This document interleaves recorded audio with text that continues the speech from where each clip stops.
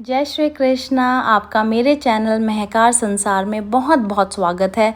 कैसे हैं आप सब? मैं ईश्वर से यही कामना करती हूँ कि आप हमेशा खुश रहें, आपके घर की सुख शांति और समृद्धि बनी रहे और भगवान का ढेर सारा आशीर्वाद आपको मिलता रहे। तो चलिए शुरू करते हैं और जानते हैं कि अगर दिन की शुरुआत अच्छी हो जाए तो पूरा दिन अच्छा निकलने की संभावना रहती है।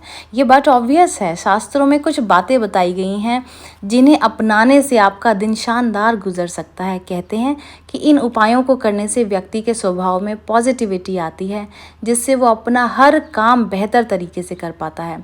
इन उपायों के शुभ प्रभाव से धन धान्य की भी कभी भी कमी नहीं होती और किस्मत का दरवाज़ा हमेशा ही आपके लिए खुला रहता है। तो चलिए जानने की कोशिश करते हैं कि बिस्तर छोड़ते ही सुबह सबसे पहले आपको क्या काम करने चाहिए।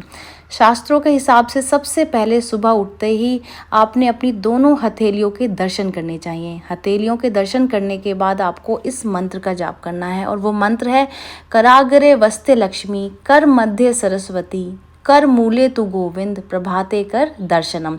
जी हाँ, आपको इस मंत्र का जाप करना चाहिए। इस मंत्र का उच्चारण करने से सभी देवी देवताओं का आपको एक साथ ही आशीर्वाद प्राप्त हो जाता है। इसके बाद दूसरा काम आपको ये करना है कि ज़मीन पर पैर रखने से पहले धरती माता से आप क्षमा मांगे। जी हाँ, धरती को हमारी माता माना जाता है और हमारा बोझ उठाती है वो हमेशा ही। इसीलिए उठते ही पहले धरती माता को अपने हाथ से आप स्पर्श करें, उनकी जय करें।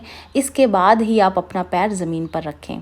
ये माना जाता है कि ऐसा करने से सभी दोष दूर हो जाते हैं और शरीर में पॉजिटिव एनर्जी का प्रवेश होता है। आप सुबह उठकर स्नान ज़रूर करें। अगर पॉसिबल हो तो नहाने के पानी में रोज़ाना थोड़ा सा कुछ ड्रॉप ही भले ही आप गंगा जल मिला लें। इसके बाद स्नान करते समय आप सभी तीर्थ स्थलों और पवित्र नदियों के नाम का मन में ध्यान करें। ऐसा करने से आपको सभी तीर्थों का पुण्य भी एक साथ ही एक ही समय पर मिलता है। नहाने के बाद सूर्य देव को आपको जल अर्पित करना है। जल अर्पित करने के लिए आप तांबे का पात्र ले लें या फिर आप तांबे से बना हुआ लोटा ले लें। ये बहुत शुभ माना जाता है और अच्छा होता है। सूर्य देव को जल देने से शरीर में एनर्जी आती है।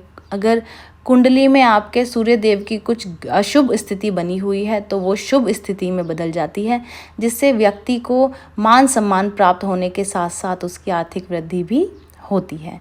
सूर्य देव को जल अर्पित करने के बाद आप तुलसी के पौधे में जल अर्पित करें, लेकिन इस बात का ध्यान दें कि रविवार यानी कि संडे को तुलसी के पौधे में जल नहीं दिया जाता, ये वर्जित होता है।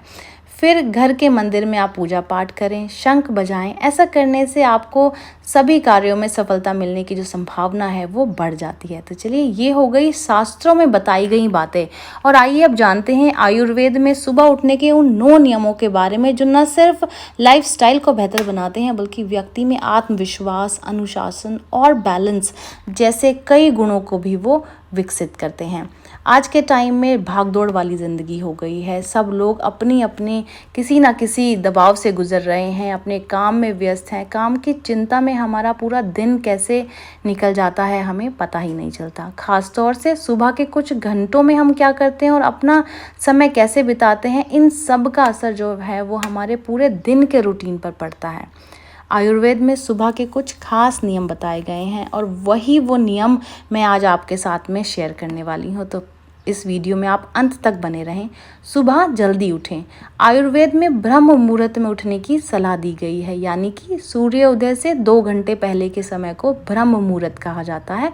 इसका कारण ये है कि दिन की शुरुआत करने से पहले अपने शरीर की सफाई करना भी बहुत ज़रूरी होता है और इसके लिए पर्याप्त समय की भी ज़रूरत पड़ती है। अगर आप इतनी जल्दी नहीं उठ सकते तो धीरे धीरे इसकी आदत डालें। जल्दी ही मैं विश्वास कर रखती हूँ कि आपको इसकी आदत पड़ जाएगी। चेहरे पर आप पानी डालें सुबह उठते ही। इसके बाद आपको सबसे पहले अपने चेहरे पर पानी डालना चाहिए। ख़ास तौर से आँखों पर पानी के छींटे डालना आयुर्वेद में एक अच्छी एक्सरसाइज भी मानी गई है। ध्यान रखें कि ये पानी ना तो ज़्यादा ठंडा होना चाहिए और ना ही गर्म। ये पानी कमरे के तापमान पर होना चाहिए, उसके बराबर होना चाहिए। ज़्यादा गर्म नहीं होना चाहिए वरना आपकी आंखों में किसी तरीके की इरिटेशन हो सकती है। ठंडा होगा तो भी परेशानी हो सकती है। तो नॉर्मल टेम्परेचर पे के पानी का आप इस्तेमाल करें। आयुर्वेद में रात में सोने से पहले बाथरूम जाना बहुत अच्छा माना जाता है। रात के समय अगर आप वॉशरूम जाते हैं तो शरीर के सारे विषाक्त जितने भी टॉक्सिक चीज़ें आपकी बॉडी में हैं वो निकल जाती हैं आयुर्वेद में एक बार सुबह और एक बार रात में वॉशरूम जाने की सलाह दी जाती है। इससे आप सुबह हल्का और स्वस्थ महसूस करते हैं। वहीं रात में पेट साफ होने से आपको अच्छी नींद भी आती है। दांत साफ करने को भी बहुत अच्छा कहा गया है। आयुर्वेद में दांत और जीभ साफ करने का खास महत्व है। देखिए, कुछ लोग कोशिश करते हैं या बिजी होते हैं तो वो रात को ही करते हैं कि सुबह का समय बच जाएगा, लेकिन नहीं, सुबह को ब्रश करने के जो हैं वो अपने ही अलग फ़ायदे होते हैं। सुबह उठने के बाद आपको अच्छी तरह से ब्रश करना है, मुंह की सफाई पर ज़्यादा ध्यान देना है, क्योंकि मुंह की गंदगी से जो है वो कई सारे बैक्टीरिया पनपते हैं जो कई बीमारियों को जन्म देते हैं।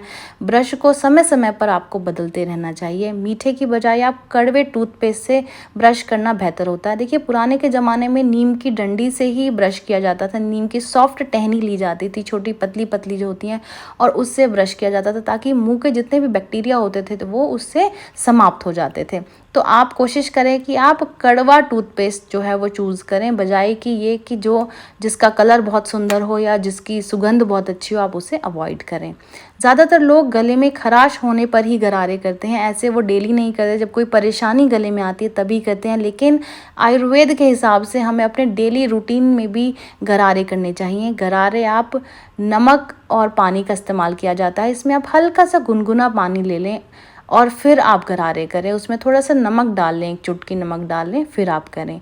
नमक मसूड़ों सहित मुलायम ऊतकों की भी सफाई करता है। देखिए, बहुत सॉफ्ट चीज़ें, टिश्यूज़ हमारे माउथ में होते हैं, हम उनको ब्रश से नहीं क्लीन कर सकते, लेकिन नमक, जैसा कि कहा जाता है, बहुत सारे बैक्टीरिया को भी वो मारता है, तो नमक का इस्तेमाल करना चाहिए। अपने रूटीन में ऑयलिंग यानी कि गर्म तेल से मालिश करने की आदत को भी आप शामिल करें।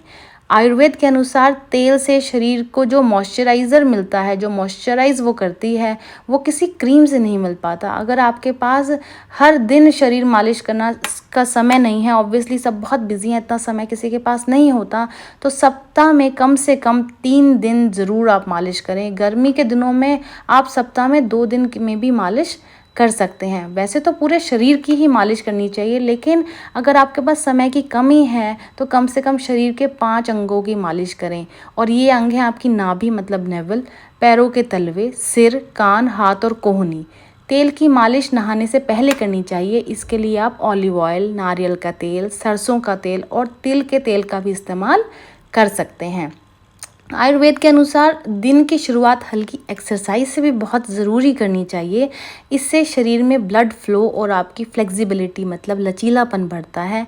इसके लिए आप टहलने जा सकते हैं या फिर आप योग कर सकते हैं, लेकिन याद रखें कि इससे आप ज़्यादा मेहनत से ना करें, अपने आप को आप थका ना लें। ज़रूरत से ज़्यादा एक्सरसाइज भी आपको थका सकती है और आपका जो पूरा दिन है वो थकान भरा विद लेस ऑफ एनर्जी जा सकता है, तो इस बात का भी आप ध्यान रखें।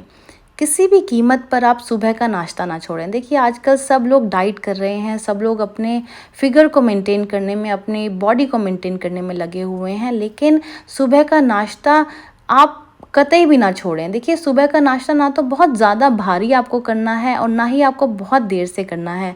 सुबह का जो नाश्ता है वो हल्का होना चाहिए और पाचन तंत्र को सही तरीके से, ये आपको हेल्प करता है कि वो सही तरीके से काम करे। इसीलिए आपको ब्रेकफास्ट ज़रूर करना है। ब्रेकफास्ट आप बहुत हैवी ना करें, ऐसे ना करें कि आप पराठे खा रहे हैं या कुछ हैवी चीज़ें खा रहे हैं। आप लाइट ब्रेकफास्ट करें, ब्रेकफास्ट बिल्कुल ना छोड़ें, क्योंकि उससे आपके मेटाबॉलिज्म को थोड़ी हेल्प मिलती है। दिन की शुरुआत आप मतलब अगर मैं आपसे कहूँ कि आप ब्रेकफास्ट में क्या लें, तो आप फल, सब्जी, जूस, दही और साबुत अनाज, इनमें से आप किसी का भी आप सेवन कर सकते हैं। उम्मीद करती हूँ कि आज की ये जानकारी आपको पसंद आई होगी, और अगर आपको ये पसंद आई है तो इसे फटाफट से लाइक और शेयर कर दीजिए, चैनल को सब्सक्राइब कर दीजिए, नोटिफिकेशन बेल को दबा दें ताकि समय समय पर आपके पास हमारी नई नई अपडेटेड जानकारियाँ पहुँचती रहें। तो चलिए मिलते हैं नई जानकारी के साथ नई वीडियो में। जय श्री कृष्णा।